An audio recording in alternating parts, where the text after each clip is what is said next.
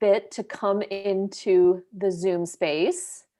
We'll get started in just a second, but welcome, happy Sunday. I hope the weather is as beautiful wherever you are as it is in DC. So thank you for being here. We'll get started we'll give it like 5 more seconds.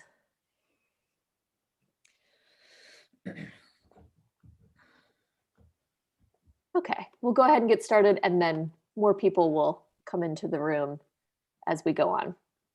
But hello, welcome. My name is Brittany Kerfoot. I'm the Director of Events for Politics and Prose Bookstore in DC, and I'm so happy to have you all here on this Sunday for PNP Live.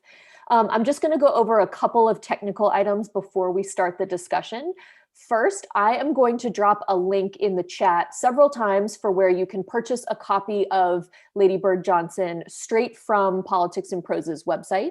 And we ship to anywhere in the United States, but if you are local to the DC area, you can actually choose store pickup and you don't have to wait for shipping, and you can grab your book from any of our 3 store locations around the district. Also, if you would like to ask a question today, if you hover over the bottom of your Zoom screen, you'll see a Q&A space, and that is where we ask that you put all of your questions for the author, and we will get to those in the later portion of today's event. The chat is also open, so feel free to say hello or tell us where you're zooming in from today, if you've read the book, all that fun stuff. But now, without further ado, I'd like to introduce Lissa Muscatine, the co-owner of Politics and Prose Bookstore, and also our moderator for today. Thank you so much, Brittany. As Brittany said, I'm Lissa Muscatine, co-owner of Politics and Prose, along with my husband and co-owner Brad Graham. And on behalf of our terrific events team led by Brittany, we welcome you to this afternoon's edition of PNP Live. Today, we are delighted to host Julia Sweig for a discussion of her superb new book. It's called Lady Bird Johnson, Hiding in Plain Sight. And as Brittany said, I'm the lucky person who gets to be in conversation with Julia today. And I'm just so excited for the chance to talk about this book. It came out this past week. I couldn't wait to start reading it. And I have to tell you what makes this book so good. It has all the ingredients of excellent narrative nonfiction, the grounding of scholarship, the immediacy of journalism, the literary touch of a very deft writer, and a story to tell that has never been fully told. So I really hope you will find that link in the chat column, come to the store, whatever you do, get this book, read it, absorb it, and think about it. And I guarantee that when you do, you'll have a far better appreciation of Lady Bird Johnson, the woman, the First Lady, the place she deserves and is too often denied in the annals of history. As a side note, I should mention that I bring a deeply personal interest to this subject. I worked for many years as chief speechwriter to a later generation First Lady, Hillary Rodham Clinton. And I've thought a lot over the years about the role and its limitations and peculiarities and its odd opportunities. And I thank Julia for shedding so much light on one First Lady in particular and on First Ladies in general. So we'll get our conversation going in a minute, but first let me just say a few words about our author. Before turning her attention to Mrs. Johnson, Julia had written 3 books on foreign policy. She had contributed pieces to the New York Times, the Washington Post, the Atlantic, the Nation, Foreign Affairs, and other publications. She's widely respected as a student and analyst of foreign affairs.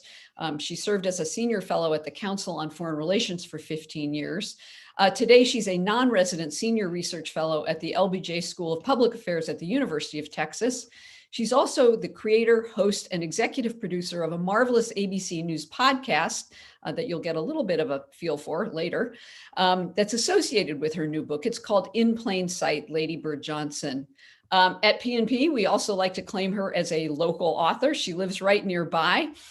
So I hope all of you will join me in welcoming Julia Sweig to PNP Live and to her local DC bookstore. So Julia, thank you so very much for being here. I meant to hold up a copy of the book. Mine is all marked up, but it's a really incredibly compelling cover. This is what the book looks like, everybody. You know, what an undertaking. I know it took you a long time to do this. And it was worth the effort for sure, because you really pulled it off. It's really a classic of the genre, I would say. But I wanted to just first start off, you are, and I mean this totally as a compliment, a foreign policy wonk. You've written, as I said, in the past about foreign policy and American diplomacy. You served at the Council on Foreign Relations. So what on earth compelled you to take on a first lady all of a sudden? Well, first, thank you very much, Lissa, and to everyone that's here today for having me. I was so delighted to have the opportunity for you to moderate this precisely because of your own work in the White House for another First Lady. And I'm just delighted to be here with all of you. And thanks for the lovely introduction. You know, the straight answer is that I wanted to write a book about women and power. Mm-hmm. Having written so much about men and the execution of foreign policy, mm-hmm. to be blunt, and having worked in a world where the gender bias was pretty obviously in one direction, mm-hmm. I really needed a pivot and a new subject and to teach myself something new. But I knew that I wanted to write about women and power, and I did not have a subject initially, and was looking around for one and found it because somebody told me that Lady Bird Johnson, of course, who's married to an American president, perhaps most associated with that word power, had kept a diary. Mm-hmm. So I went to the LBJ Library in Austin, Texas, and it just turned out, so I read her diary that had been published in 1970, but the LBJ Library had just begun to release the original audio recordings, mm-hmm. and that really hooked me to her story. So were you the first person that had access to those, or that went through them so thoroughly with this kind of a project in mind? Well, I mean, the LBJ Library is very cautious in not giving away who else is working on what at any given moment. Mm-hmm. So I can't say for sure that I am the first person. We know that the diaries had been released in 1970 and in some iteration, actually an almost 800 pages mm-hmm. of them. But as far as I know, in terms of all of the secondary literature on the LBJ presidency and on Lady Bird, this is the first book that really does take that deep dive into the full unredacted collection. What a goldmine for somebody doing this kind of biography. And you make such good use of it. So it's fascinating for the reader as well to hear in her voice exactly what she was thinking contemporaneously. But I have a question before we go more into the substance of the book. You know, I remember working in the Clinton White House, and Bill Clinton used to say to all of us speechwriters all the time, a million times, you know, you got to have the theory of the case. You have to have the theory of the case. And one of the things that has really impressed me about your book is the weight and thoroughness of the case that you make that Mrs. Johnson wielded more power and influence than she is given credit for. And you and I were just talking about this a couple of days ago. You know, I was reminded that Robert Caro, the great, you know, iconic Johnson biographer, has made it clear when he gives talks, you know, that every historical researcher must leave no stone unturned, right? Leave no stone unturned. And yet it seems that even Caro missed the Lady Bird Johnson stone. Is that fair? I mean, she doesn't really factor into these huge biographies of Lyndon in the ways you might expect. Well, to be fair, Caro's fifth volume, which he's working on, the fourth volume stopped in July of 1964, mm-hmm. more or less, with the passage of the Civil Rights Act. So he's got the lion's share of the presidency still to come. And her diary entries began with the assassination of John F. Kennedy on November 22nd, 1963. Having said that, it is the case that this stone has been largely unturned. Mm-hmm. And I wouldn't speculate as to the reason. I mean, I could speculate, but mostly this is material that I think it's the first time where an author has tried to put Lady Bird Johnson into the center of the Johnson White House. And that's because she left those stones. She left those breadcrumbs. Mm-hmm. She herself recognized that she wasn't just an observer of history, not just a first lady keeping a diary about China and seating arrangements, but that she was a participant and a shaper of that history. So she had an acute sense of her role, right? And you say in the book, in explaining her approach to being first lady, you say she gently subverted the established norms of her generation. So here's a very hard question, and I apologize for it being so hard. Did she change the role of First Lady, or did she just adapt to it, would you say? I think she needs to be credited as the bridge, frankly, between Eleanor Roosevelt and Hillary Clinton Mhm. in terms of the sweep of first ladies. She's the first modern first lady. She's the one who develops an East Wing policy staff, who Mhm. empowers a gaggle of young women who are themselves raising children and trying to handle that work-life balance to work on substantive policy issues, in her case, the environment. She Right. has a press secretary and a press staff. So she modernizes that role, I think, quite significantly. But she was very much a person of her time and a woman of her time. And so she didn't seem to need to seek credit in real time for what she was doing. Mhm. And really, she authorized the release of all of these tapes, but not until quite late in her life. So I Mhm. think she recognized what she was doing, but she also was deeply invested in the LBJ presidency and its legacy. And of course, her role in it was to her not the most important takeaway. Interesting, because however ambitious these first ladies are, and there are certainly gradations and degrees among them if you study them, they always remain, no matter what they do, in a derivative role. They are in a derivative role next to their husbands, who have all the power. And for ambitious women like Eleanor Roosevelt, Mrs. Johnson, Hillary, and we'll see about Mrs. Biden, Mrs. Obama. It seems to me that it requires to be in that role, if you are ambitious, as Mrs. Johnson was, and you want to get things done. It requires a constant sort of mental calculus.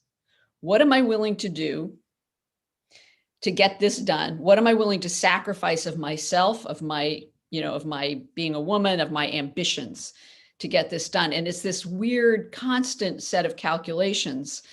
And you describe what happens when Lady Bird meets Lyndon Johnson. And it seemed to me that was her first calculation that she had to make. What is involved with hooking up with this guy for the next however many decades? So was that really a mental thing, a calculation she was making at the time? And how did that play out over time for her? I think that he clearly sparked something in her, right? She could see that he was a person of significant ambition. Mhm. She writes to him in their love letter exchange in the 1930s, "Gee, I hope you're not going to get involved in politics. I'm not so sure that that's my favorite choice." But once it sets in to her about who he is, I think she realizes that she's in for a wild ride. Now, not always a wonderfully wild ride, but Mhm. certainly a ride. She always uses the word that Lyndon stretched me. Mhm.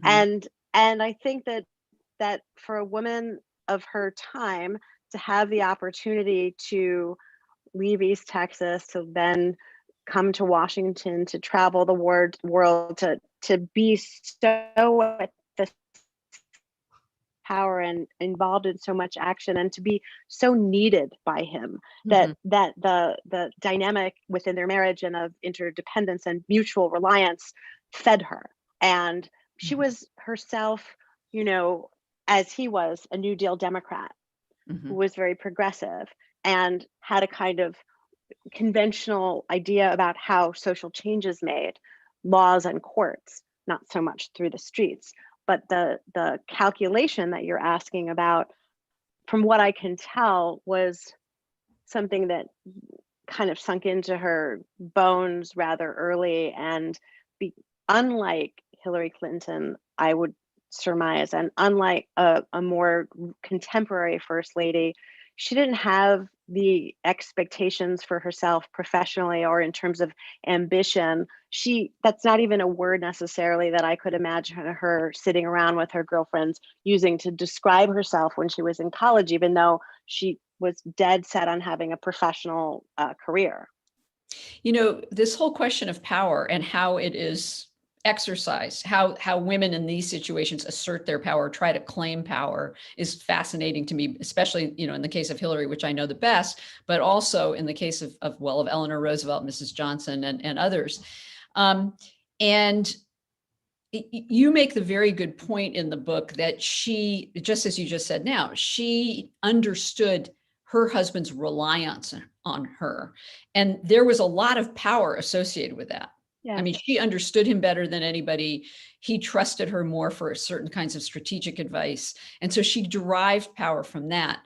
But you have this incredible scene in the book, and this was the second calculus I wanted to ask you about, because I think it probably is on the minds of a lot of people, that happens to her while she's first lady. Her husband is a notorious philanderer, and she has to live with this, obviously. And what woman wants to live with that? Not too many, I would guess, and I would assume she's in that group. But there's an incredible scene in the book, story, where Helen Gahagan Douglas, who of course ran for Senate against Nixon in California in the 50s, and is this, sort of, glamorous figure, has had an affair with Lyndon Johnson. In the 1940s, when they were in the Congress, in the House together. In the 1940s, but she comes to visit and stay with them in the White House.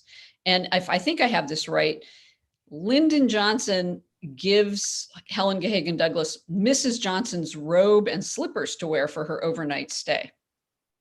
You have that correct. And the next morning, Mrs. Johnson has breakfast with Helen Gahagan Douglas. And my reaction in, sort of 2021 reaction was, what the, F is going on here? So could you talk a little bit about that? Is this sort of way she had to calculate her own power and how it was going to play out? Yes, I'll try to address that. So you started off by saying that he was a notorious philanderer, and that is true. I tried very hard with this book and with my treatment of her to not dwell so much on that, because I think it diminishes her substance.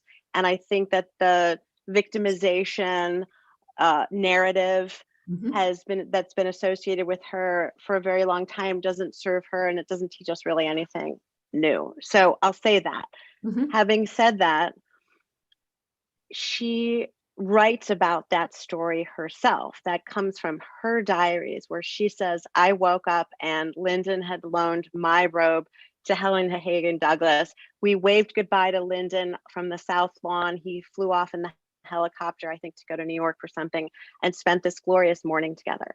Now, that's just astonishing that it's in the diary. And it's, if you take her at face value, what it says to me is that Lady Bird Johnson, who I should just backtrack and say, she cut off ties with an earlier writer who wanted to dig into this topic in the 90s by saying, you'll never understand us if you don't get how totally intertwined we are with one another in our lives. So I take that as a statement of whatever behavior of his that was obviously hurtful, had to have been, it was somehow integrated into their marriage and into that power calculus. So she spends the morning with Helen Gahagan Douglas, waxes poetically about how brilliant and beautiful she is.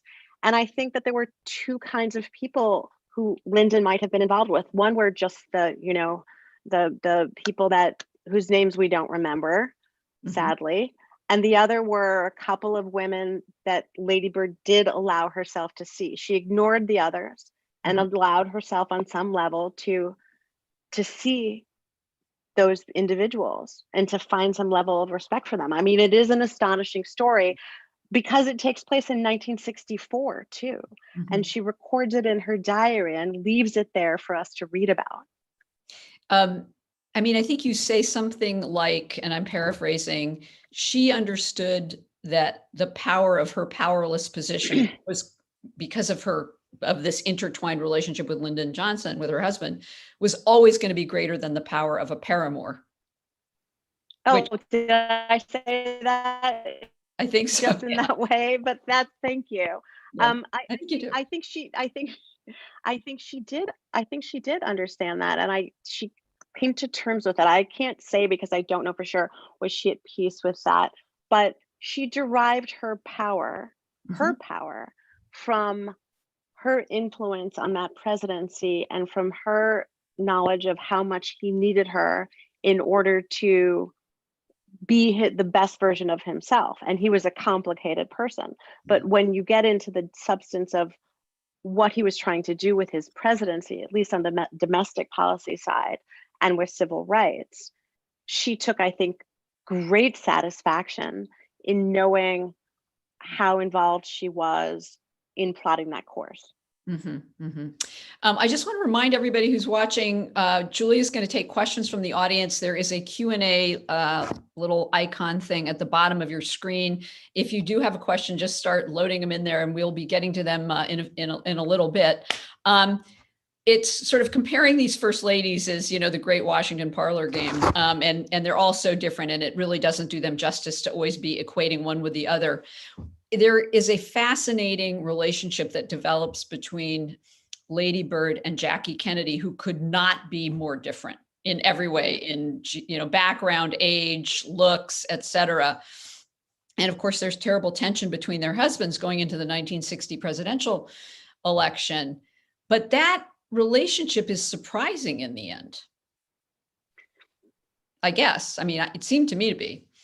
Well, I found it to be surprising too, because the sort of top line that, you know, in basic American history, or being a reader of history, and one might assume that the differences between the two of them made up the whole relationship.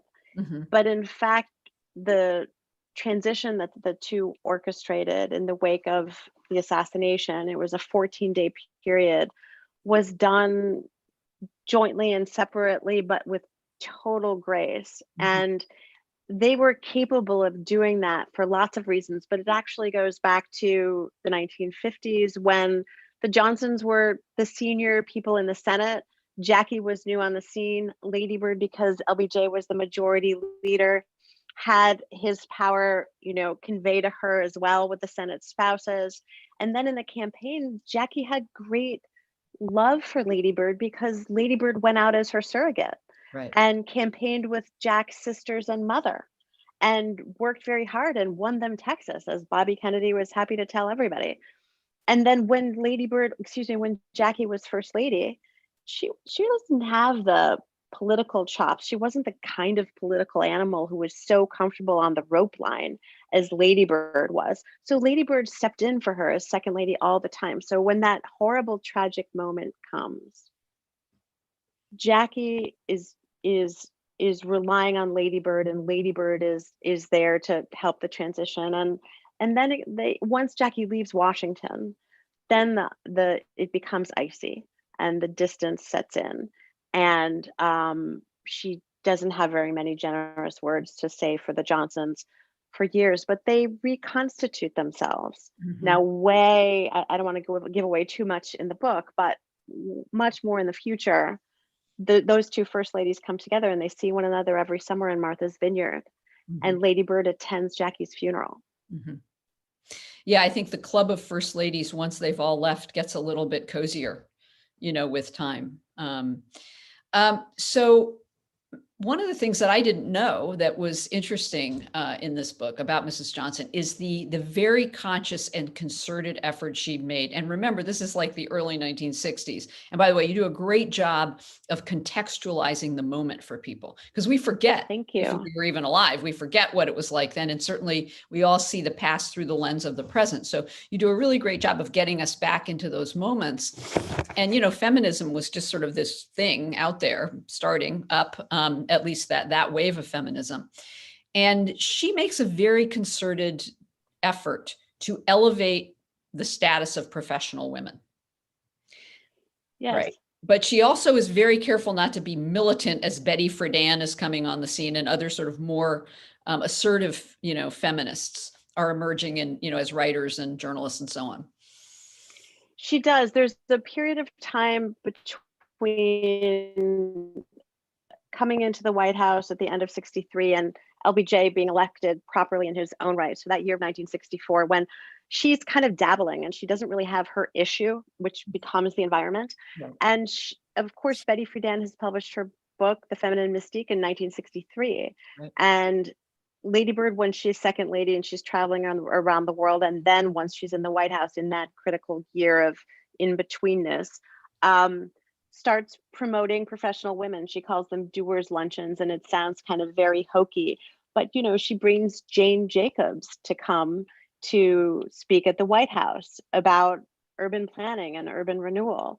And she goes to Radcliffe and gives this, to my mind, pretty astonishing and forward sounding speech to the Radcliffe graduates saying, you know what, you actually have a responsibility to have it all. She talks about becoming the total woman.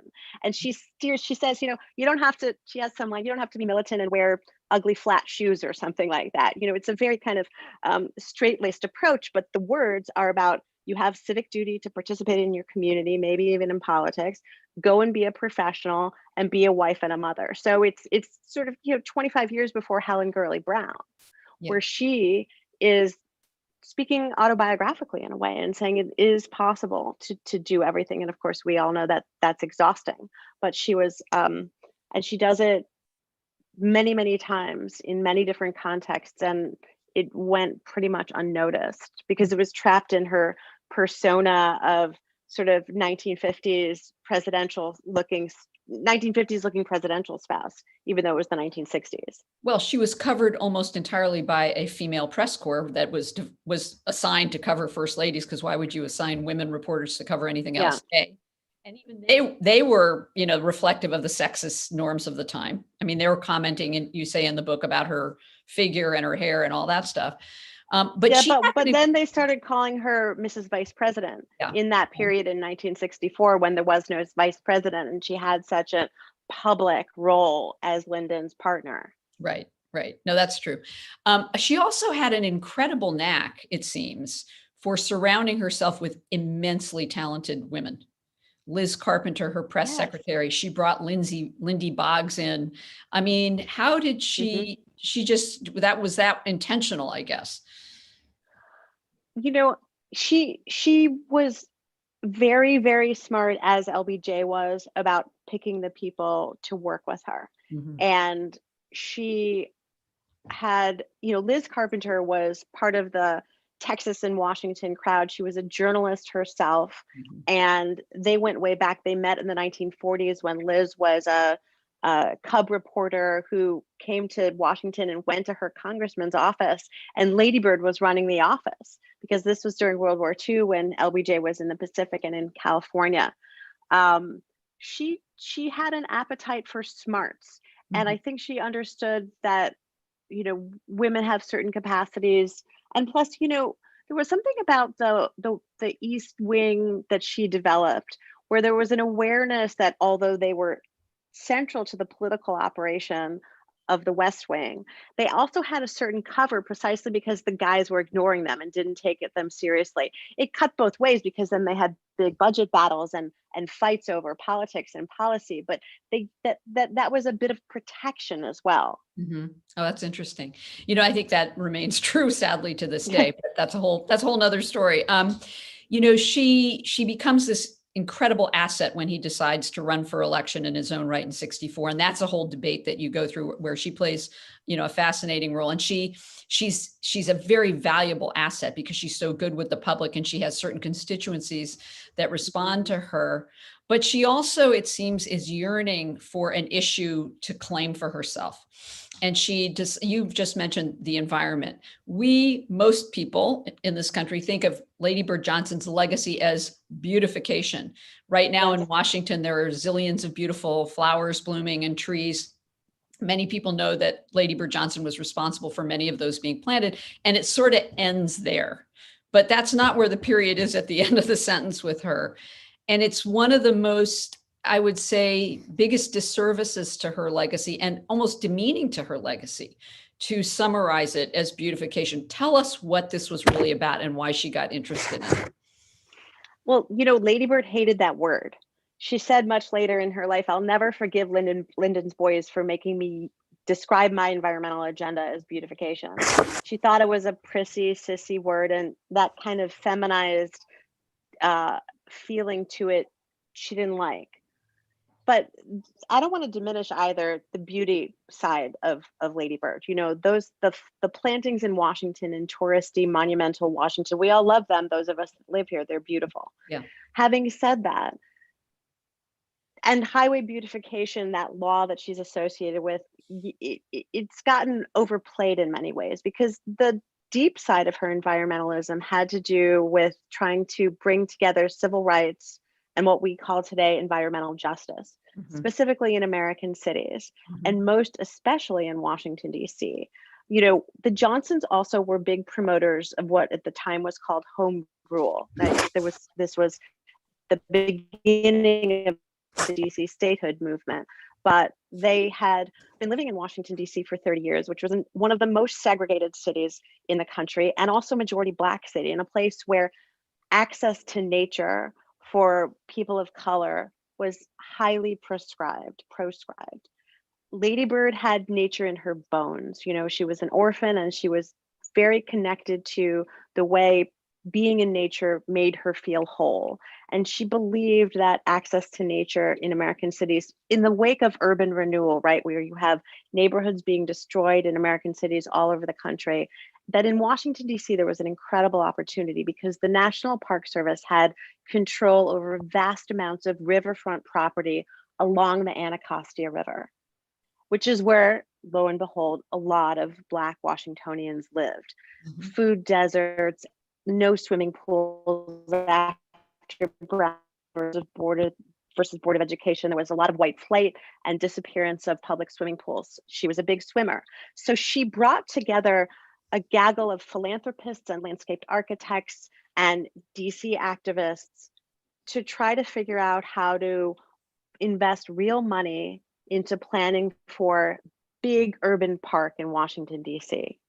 She did it in other parts of DC too, and in other cities, but this plan, which she did with a landscape architect from California named Lawrence Halprin, who some of us would know because he's the designer of the FDR monument here down on the mall and many other things. She raised money for Halprin, this hippie Zionist guy from Marin County, to come to Washington, D.C. and develop what he called a master plan for Washington. And the story in the book has a happy, sad ending, like much of the LBJ presidency, but it shows, to your word, Lissa, her ambition. She had huge ambition, and the beautification, you know, by 1967, her staff started telling the press and anybody that needed to hear it, please don't use the word beautification. Talk about environmentalism, talk about conservation. And finally in 1968, she sheds the word publicly and explains why. Yeah, I mean, you make such a great case that she really was kind of an original environmental warrior, for lack of a better term. And it's a fascinating part of the book. I'm just going to go quickly to one audience question, which is an interesting one. Did her daughters cooperate with your research? I asked the daughters to sit for interviews with me, and they did not. But that doesn't mean that they didn't cooperate, because the LBJ Foundation and the LBJ Library cooperated massively. And all of the material in the book comes from those sources, where that institution and its culture of transparency is something that I think Lady Bird especially began, and that the family continues. So I want to get to the sound clips in a minute and to more audience questions, but in order to do that, we really have to talk about kind of the latter half of your book, and the growing unpopularity of the Vietnam War. And you know, you realize reading this the incredible accomplishments of the Johnson administration on Great Society programs, voting rights, and so on. The beginning of Planned Parenthood, you know, creation of the NEA and NEH, and you know, focus on the arts and humanities and so on. But this war really is getting to them, and he's flummoxed about what to do about it, it seems. And she is very supportive of him, especially with his bombing campaigns. But it becomes a real not more than a headache. I mean, I think they are feeling out of touch a little bit with the public. Is that fair? That is fair. Yeah, that's fair. So these protests start. And by the way, I think what also maybe hurt them was that, civil rights leaders are against the war. And here is the guy who's just gotten the Voting Rights Act through. And wait a minute, what about, how about some love, people? And so this goes on, and she starts to encounter the unhappiness about the Vietnam War in some of her forays. So tell us about this first sound clip that we're going to play from these amazing diaries that you've had the chance to listen to all 123 hours of. So these are not the raw diaries we're going to hear a segment of an episode to come of our podcast. No, right. That's fine. The podcast drops every Monday. And the first clip that we're going to hear is from episode 6, which is in 2 weeks. So you're getting a couple weeks ahead preview. It's the fall of 1967. And by now, Lady Bird's environmentalism is really fully formed. And she's been invited to go and inaugurate 2 environmental studies programs, one at Williams College and one at Yale. And she wants to be up there talking about the environment, is totally drowned out by the anti-war protest. And the effect on her is to really clarify that she says, I can't live in a bubble, even if to know is to suffer. And it's the beginning of a turning point for her around the war and around the sustainability of his presidency. Mm-hmm. Sunday, October the 8th, Liz and I left the White House a little past 10 and flew to an airport in North Adams, Massachusetts. One of the pleasantest rides I can remember. Mayor greeted us, I was given a key, and we went quickly on into Williamstown, a picture postcard New England city. At Williams College, her first stop is an event at the home of the president. We're hosting a luncheon for 60 people, the degree recipients, the trustees, some of the faculty. It took me around to meet everyone, and then very soon we sat down. I was next to a very interesting man, Hugh Bullock. I gathered he was the chief trustee. He was quite outspoken in his approval of Lyndon. And that was one of the last words of approval I was to hear that day. Mrs. Lyndon B. Johnson comes to Williams College. President John Sawyer escorts the First Lady to the ceremony at Chapin Hall. She took no formal notice of a group of anti-war pickets who staged a silent vigil protesting the Vietnam War. The small campus is crowded with protesters. In the days before Lady Bird arrives at Williams College, half the professors and more than half of the undergrads sign a petition against the war, saying it diverts funds that are needed for urgent environmental problems at home. They arrive at Chapin Hall for the ceremony. The students have arranged a silent dissent against the war. Many are wearing white armbands over their robes. We took our seats on the stage. I looked out into the audience in front of me. The first several dozen rows were the graduating class in their black robes, and as I saw a white armband on the first one, I was not quite prepared for it, and I felt a quick pulse of emotion in my throat. I counted another and another. And the protest doesn't stop there. And it was at this point that some of the graduating class walked out. Did she say anything else after that, or more beyond that? Well, she did. I mean, after that, she actually starts, when she gets to Yale, she starts talking about what she describes as a rather fascist environment. She's noticing the conformity of views, that it seems impossible to talk about anything else but the war. And she sounds very embattled. And I'll say she goes back to Washington, and it's the Pentagon March 10 days later. And this is the time also where she is seeing that her 2 daughters have one is already married, the other soon to be married, have husbands, fiancés who are about to go to war. And her daughter starts bringing in wounded veterans to the White House. So the family touch, the family tie, and this assault really does sink in. And I think it's the first time it really sinks in. One of the things that comes through incredibly powerfully and in extraordinary detail in your book is the crippling effects of depression on Lyndon Johnson, his mercurial nature, but also his just descending into what she, I think, calls these sort of dark, brooding places where he really at various points wants to give up the presidency or doesn't know that he can carry on. And this takes various forms, and you document them, and I really hope everybody will read them because they're fascinating. But one of these episodes happens before the 1968 presidential election, and she by now is like, this is a no-win situation. This war is just awful. He's unpopular. It's killing him. It's not fun, etc. And so she's starting to think about after the White House. But there's some incredible stories related to this, and there's one that you document that we'll listen to the clip of. Just tell us a little bit about this next clip. Well, so the next clip takes place in August of 1968, which is when both the Democrats and the Republicans are having their party conventions. Of course, the Democrats are in Chicago. Right. The Republicans have just been in Miami. I should say that by August of 1968, she has guided him through a decision-making process that began after that Vietnam experience in New England, to get him to finally tell the public in March of 68 that he's not going to run for a second term. Mm-hmm. That was something that she had mapped out for him 4 years earlier. So now when we jump to August of 1968, they're both at the ranch, and it's a revolving door of lots of people coming to visit him. Hubert Humphrey is the nominee, but he has to be formally nominated at the convention.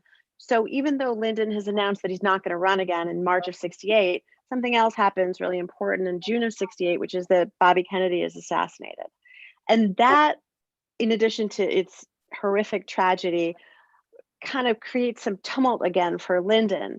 Maybe I should run. Maybe I'll be recruited. Maybe I'm the guy to unify the party. He starts kind of turning over all those rocks that she thought had been turned over for the last time. So in August of 1968, now I'm getting to the setup, they're at the ranch, and he has a visit from Senator James Eastland, who's one of the most notorious white supremacist Confederates in the Democratic Party still. He's also the chair of the Judiciary Committee. And Lady Bird spends some time with Eastland before Eastland is going to meet with LBJ. And the discussion relates to whether Lyndon is going to run or not.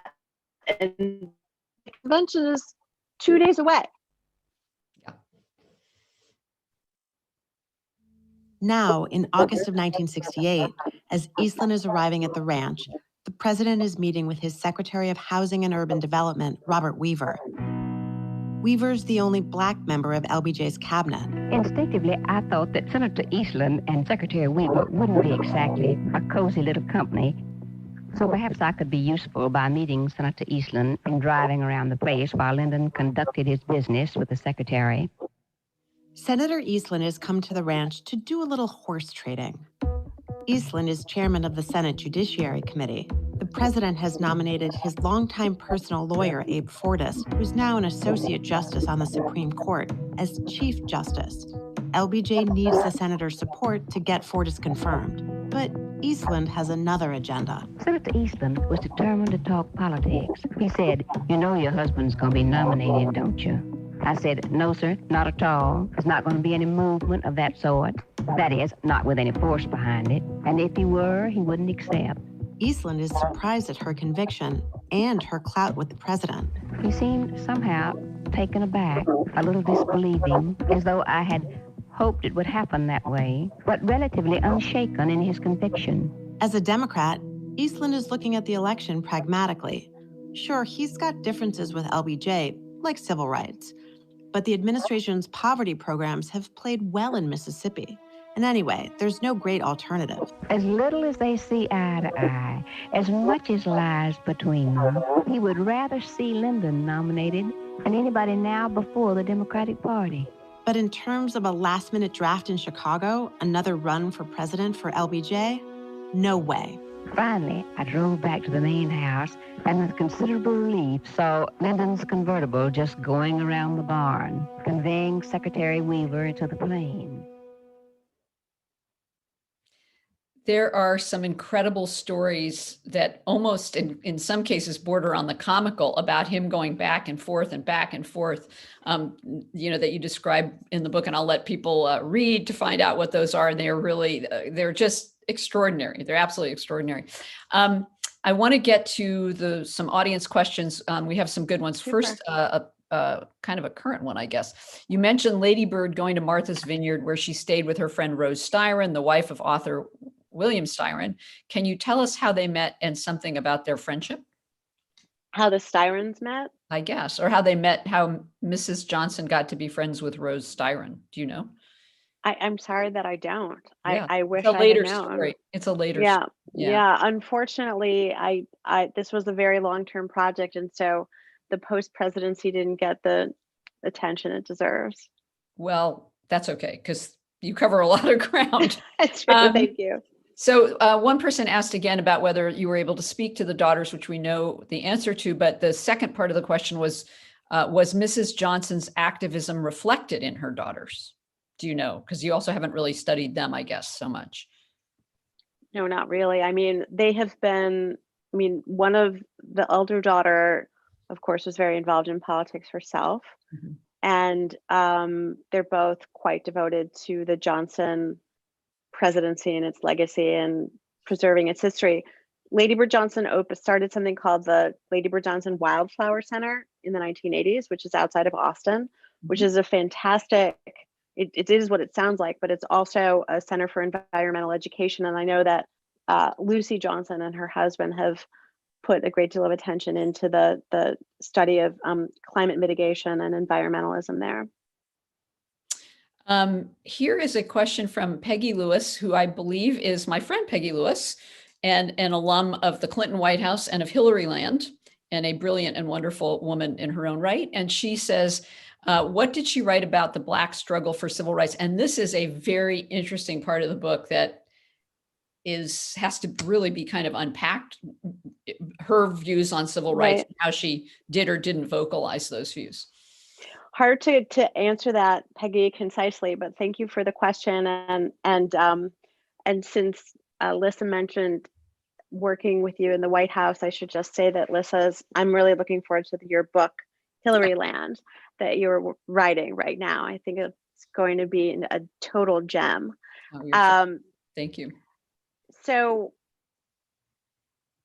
in my reading, Lady Bird goes, as Lissa mentioned, into the South in 1964 during the campaign for civil rights and for the election of Lyndon Johnson against Barry Goldwater.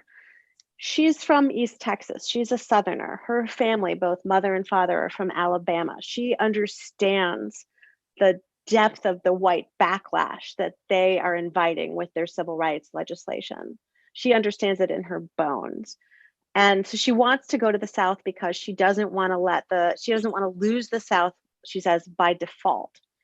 So she's very committed to leveling the racial playing field in this country. But she is also, especially in 1964, until she starts campaigning, she's not as aggressively vocal about civil rights. But once the Civil Rights Act passes and once Lyndon is reelected, then that's where we see her working through her environmentalism to empower citizens. She's not, she's uncomfortable, I would say, with activism in the streets. She understands the significance of the nonviolent civil rights movement, but as the civil rights movement becomes more militant and more critical of Johnson, and especially beginning with the Watts riot in right after the Voting Rights Act passed, but then as the political uprisings continue in American cities, she becomes uncomfortable with this. She doesn't understand why Black Americans are so angry, even though she kind of does too, because we hear her speaking about the ravages of urban renewal, and we see her acting to redress it. But she's defensive that LBJ isn't getting credit for what he's done. You describe, I mean, at various points, her, again, another calculation she's making about how do we advance civil rights, but I don't want to tick off Southern whites so much that we have no political effectiveness. Let's see. Do you think that Lady Bird's accomplishments were overlooked because she followed the young and glamorous Kennedys?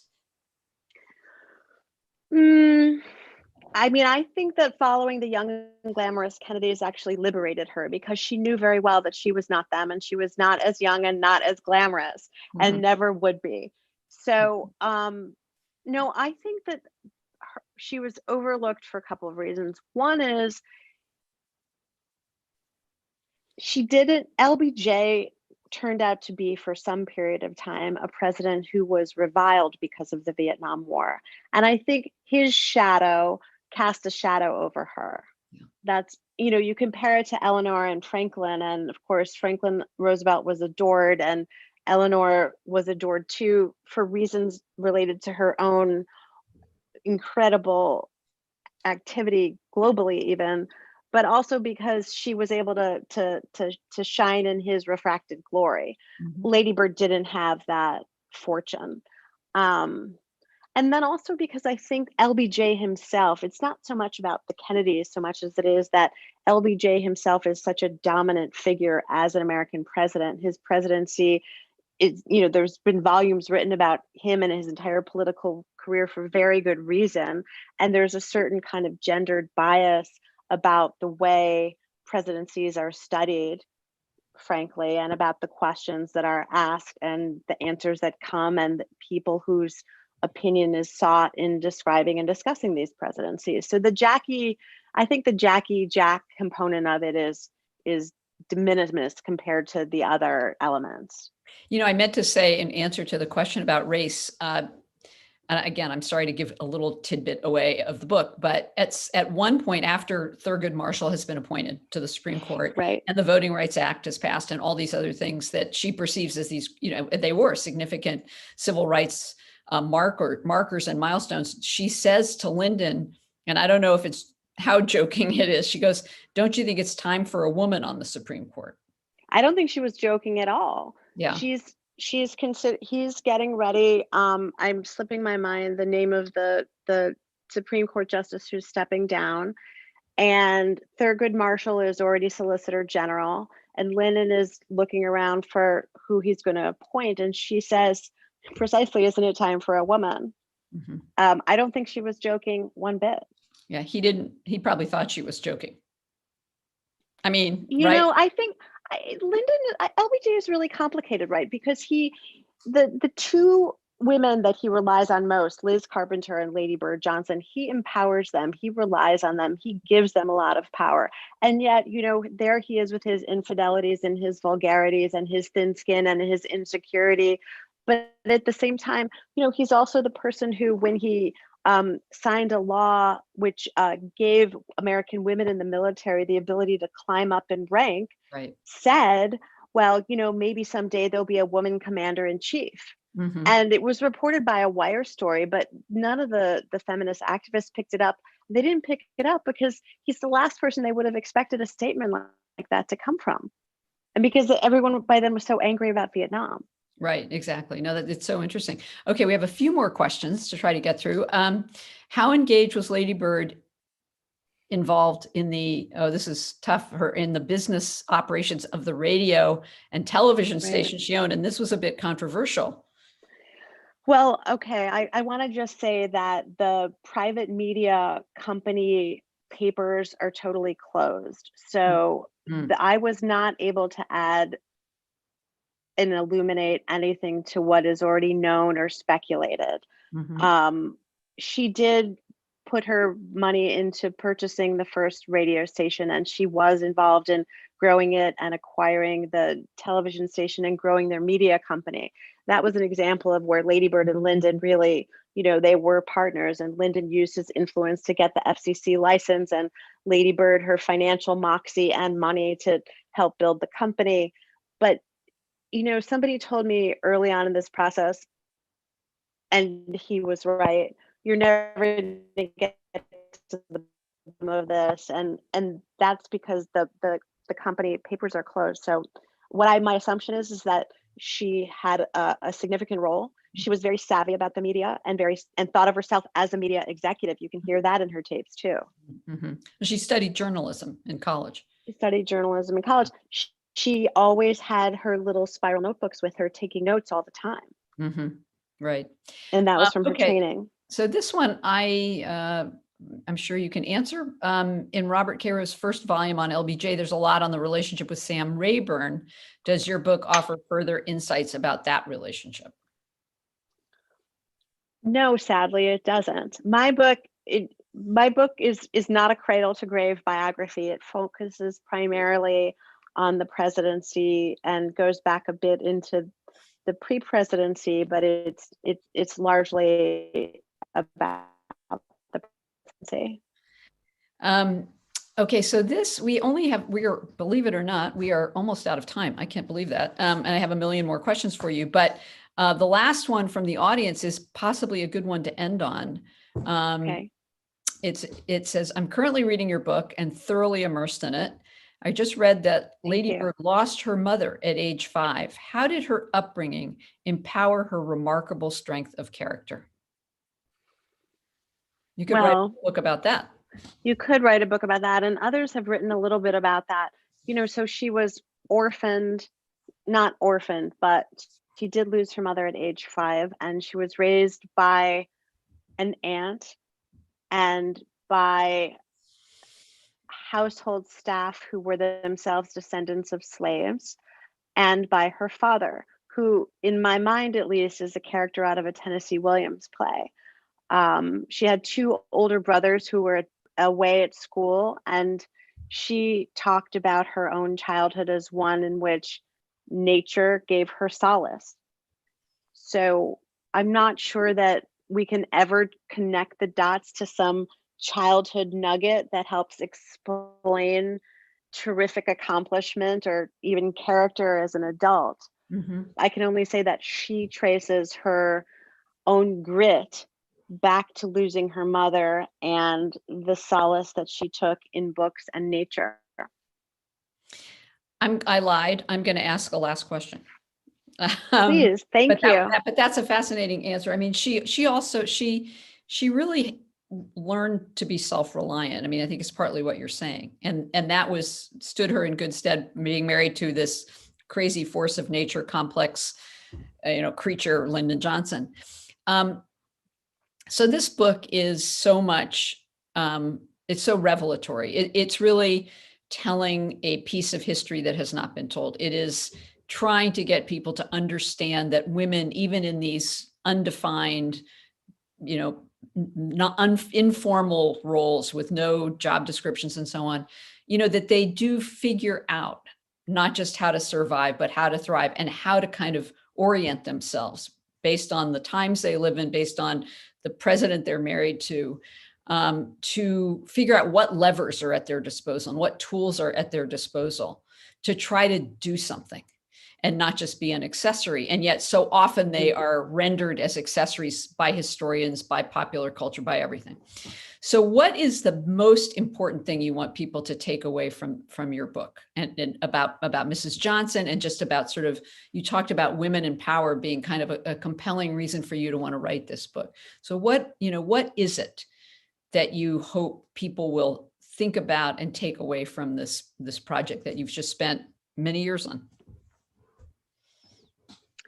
That is such a difficult question, Lissa, because there isn't one thing, but I would say that her example is something I want people to recognize in terms of what you say, the way she could deftly calculate how to become her own person, even in the swirl of Lyndon Johnson, and how to survive and thrive. But there's another piece of this which I think is relevant to any person, but since we're speaking about women and power, is that the stagecraft of public figures, we really need to peel those curtains back and look past the stagecraft to think about as much as possible what's happening behind the scenes. And Lady Bird's credit gets great credit, and I hope the current First Lady will do this, and I hope any person who has a position of power, either adjacent or direct, will document their experience.